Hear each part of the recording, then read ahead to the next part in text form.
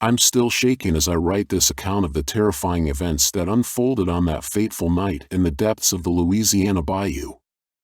It was a crisp autumn evening in 2019, and I had embarked on a solo camping trip in the infamous Honey Island Swamp, just outside of New Orleans. The swamp's dark history and eerie legends had drawn me in, but I had no idea that I would become a part of its sinister lore. As I paddled my canoe through the murky waters, the cypress trees towered above me like skeletal sentinels, their knotted branches reaching towards the sky like bony fingers. I had set up camp on a small island, surrounded by the endless expanse of the swamp. The only sounds were the distant calls of nocturnal creatures and the occasional splash of an alligator breaching the surface. As night began to fall, I huddled around the campfire, trying to shake off the feeling of unease that had settled in the pit of my stomach. The flames danced and crackled, casting eerie shadows on the trees. I tried to focus on the warmth and comfort of the fire, but my mind kept wandering back to the stories I had heard about the swamp. Stories of ghostly apparitions, unexplained creatures, and unspeakable horrors that lurked in the darkness. Suddenly, a blood-curdling scream pierced the darkness, sending shivers down my spine. I tried to convince myself it was just a wild animal, but deep down, I knew it was something more sinister. The screams seemed to come from all directions at once, echoing off the trees and reverberating through the water. The screams grew louder and closer, and I could feel the weight of unseen eyes upon me. I frantically scanned the darkness, but there was nothing to see. The fire crackled and spat, casting eerie shadows on the trees.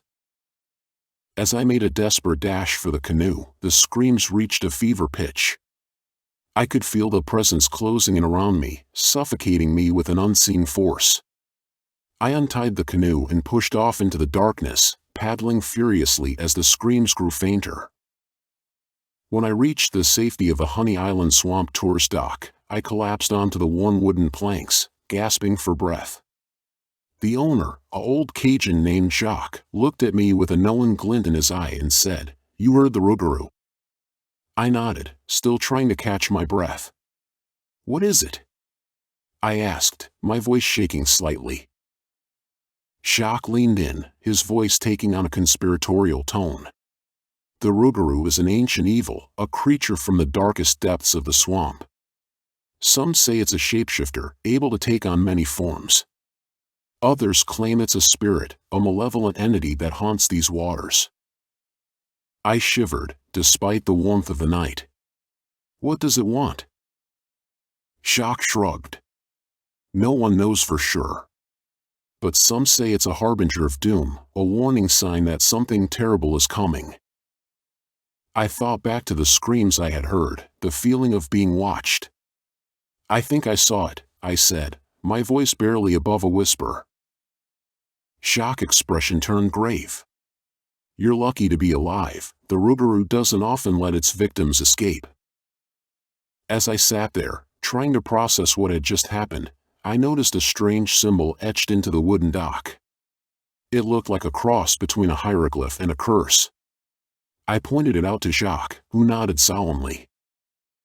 "That's the mark of the Rougarou," he said. "It's a sign that you've been chosen. You'll never be able to shake the feeling of being watched, not now that you've seen it." I felt a chill run down my spine as I realized the truth in Jacques' words. I had been changed forever by my encounter with the Rougarou. I would never be able to go back to the way things were before. As I stood up to leave, Jacques grasped my arm. "Be careful," he said. "The Rougarou may be gone for now, but it'll be back. And next time, you might not be so lucky." Before I could turn and leave, Jacques handed me a small, leather-bound book. The cover was adorned with strange symbols and markings that seemed to shimmer in the light. I waited until I got home before I opened the book. It was filled with handwritten notes and sketches of the Rougarou. The writing was in an ancient dialect, but the sketches depicted the creature in terrifying detail. Suddenly, the words on the pages began to shift and rearrange themselves, spelling out a single message: "You will never be free." And then, everything went black. They say that on certain nights, when the moon is full and the bayou is still, you can hear my screams echoing through the trees. They say that I'm still out there, trapped in the Rougarou's grasp, forever doomed to roam the Honey Island swamp, waiting.